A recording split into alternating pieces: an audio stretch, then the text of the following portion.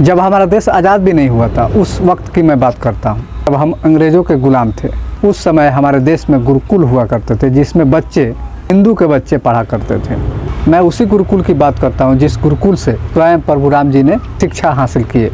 उन बच्चों को देख के जो है अंग्रेज डर जाया करते थे कि वो देखो सनातनी आ रहा है, वो देखो हिंदू आ रहा है, क्योंकि उन बच्चों के बदन पे वो भगवा वस्त्र हुआ करते थे और माथे पे वो तिलक हुआ करते थे जो हिंदू धर्म को दर्शाता है और उनका मान सम्मान बढ़ाता है। मगर अंग्रेज़ों का नीति और उनका चालाकी कामयाब हुई और गुरुकुल को जो है धीरे धीरे हमारे देश से मिटा दिया गया। मगर फिर भी हमारे देश में 1947 में गुरुकुल की संख्या थी 37,567, मगर आज नहीं है भी। वो किस दिशा में और कहाँ है इसका डेटा आपको नहीं मिलेगा।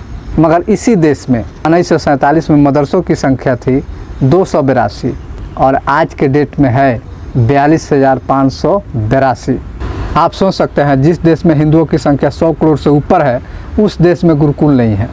अरे वो गुरुकुल जिसमें स्वयं प्रभु राम जी ने जाकर शिक्षा प्राप्त किए और दुनिया को बताए थे कि हमें कैसे जीना चाहिए और तमाम हिंदू भाइयों को ये संदेश दिए थे कि हमारी ज़िंदगी कैसी होनी चाहिए और हमें किस दिशा में काम करना चाहिए।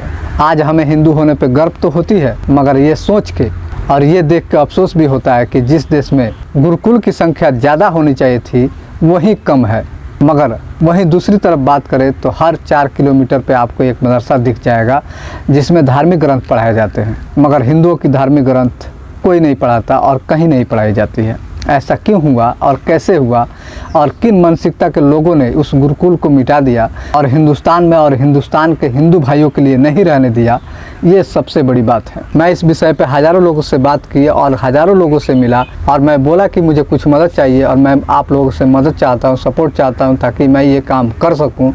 मगर सब ने कहा कि उसकी कोई ज़रूरत नहीं। आज के मॉडर्न एजुकेशन के दौर में गुरुकुल के बारे में कौन बात करता है। अगर मैंने उनसे बोला कि मैं बात करता हूँ, मुझे गुरुकुल चाहिए, मैं ये गुरुकुल बनवाना चाहता हूँ और आपके बदौलत बनवाना चाहता हूँ। मेरे पास कुछ नहीं है, मगर फिर भी मुझे पूरा यकीन है कि कोई भी काम दिल से करो और पूरी लगन से करो तो उसे कामयाब बनाने में पूरी कायनात लग जाती है। और मुझे यकीन है कि मैं जिस सच्चाई को आपके समक्ष रख रहा हूँ, आपके बीच रख रहा हूँ, उसके लिए आप मुझे सपोर्ट ज़रूर करेंगे। तो मैंने एक ज़मीन देख रखी है जिसकी कीमत है 2 करोड़ रुपया और मैं चाहता हूँ कि ये रकम जो है आप लोगों से मैं प्राप्त करूँ। मुझे ज़्यादा कुछ नहीं चाहिए। आप ये वीडियो सिर्फ 2 लाख हिंदू भाइयों तक पहुंचा दीजिए जो सिर्फ मुझे 100 रुपये दे। मुझे इस तरह आप लोगों से 2 करोड़ रुपये का योगदान और राशि प्राप्त होगा और उससे मैं वो ज़मीन ले सकूंगा और उस पर आप देखेंगे कि एक बोर्ड लगा है जिस पे लिखा है राम मंदिर गुरुकुल, क्योंकि उस गुरुकुल का नाम ही होगा राम मंदिर गुरुकुल। मैं भारत के तमाम हिंदू भाइयों से कहना चाहता हूँ कि आप निसंकोच होकर पूरा यकीन के साथ 100 रुपये का डोनेशन दीजिए और इस राम मंदिर गुरुकुल को सफल बनाने में मेरी मदद कीजिए।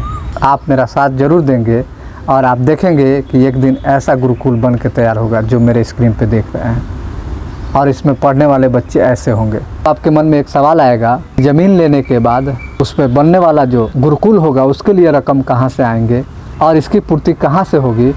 तो मैं बता दूँ कि ये राम मंदिर गुरुकुल है, ये राम जी के नाम पर बनने वाला गुरुकुल है और उनका काम कहीं से भी मुश्किल नहीं होता बल्कि आसान हो जाता है।